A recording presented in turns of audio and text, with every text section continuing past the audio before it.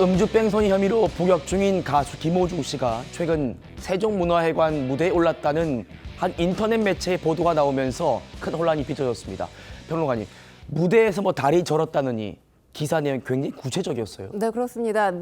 다리를 저는 모습의 김호중 씨가 보였기 때문에 팬들이 상당히 안타까워했다라는 구체적인 기사 내용이 보도가 됐던 건데요.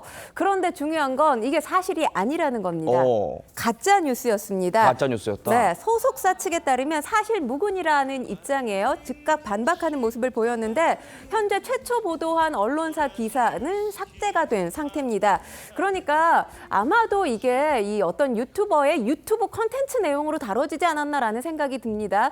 요즘에는 유튜브 콘텐츠로 다뤄진 내용이 확인 없이 여러 매체들이 있다 보니까 기사화되는 경향이 있는데 그렇게 해서 만들어진 기사가 아닌가라는 생각이 듭니다. 예. 일단 해당 매체에 나왔던 기사 내용이 이렇게 자세했던 상황인데 사실이 아니었던 겁니다.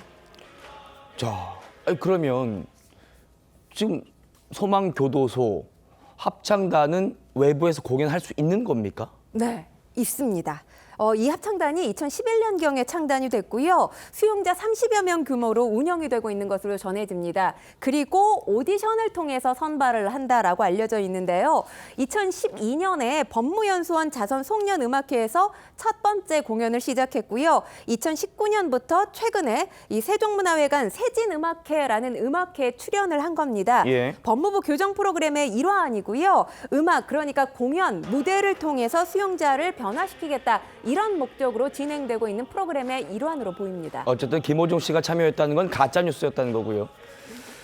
김호중 씨 징역 2년 6개월 선고받고 형기 모두 채우면 내년 11월에 출소하게 됩니다. 그런데 이번에 성탄절 가석방 심사에 올랐다고 합니다.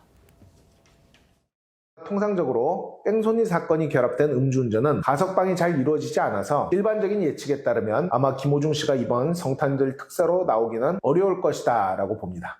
그러나 김호중 씨는 유명 연예인이라는 이유 때문에 통상적인 형량보다 꽤 많은 형량을 선고받고 실형을 살고 있는 상황인 만큼 모범적인 수형 태도라든지 최초에 받은 선고형이 지나치게 무거운 점이라든지 그 뒤 반성의 진지한 태도라든지 재범 가능성이 극히 낮다는 점 등이 어필이 되면 가석방이 이루어질 수도 있지 않을까. 조혁 재판사 어떻게 보세요?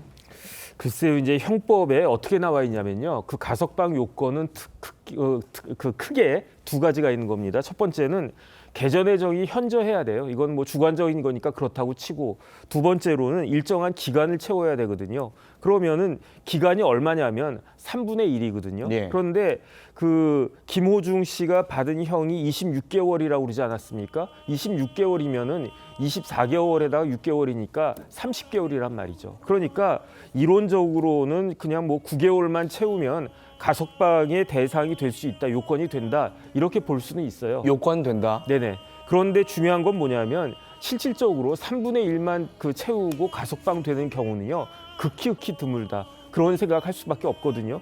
대개는 한 70~80% 채우고 그리고 난 다음에 가석방 되는 경우가 일반적인 거고, 예. 그다음 누구 생각하면 되냐면 그 조국 대표의 그 부인 정경심 전 교수 같은 경우도 예. 사실 상당한 기간 채우고 가석방 되지 않았습니까? 그렇다라고 했을 때 이번에 가석방 된다라고 하는 거는 일반적인 예에 비해서 물론 법적으로 요건은 되지만 조금 이르다 이런 이야기가 나올 수는 있을 것 같은데 예. 이 부분에 대해서는 교정당국에서 법무부에서 판단할 것이 아닌가 그런 생각 듭니다. 알겠습니다. 김호중 씨의 가짜 뉴스가 한동안 퍼지면서 또 화제가 됐었습니다.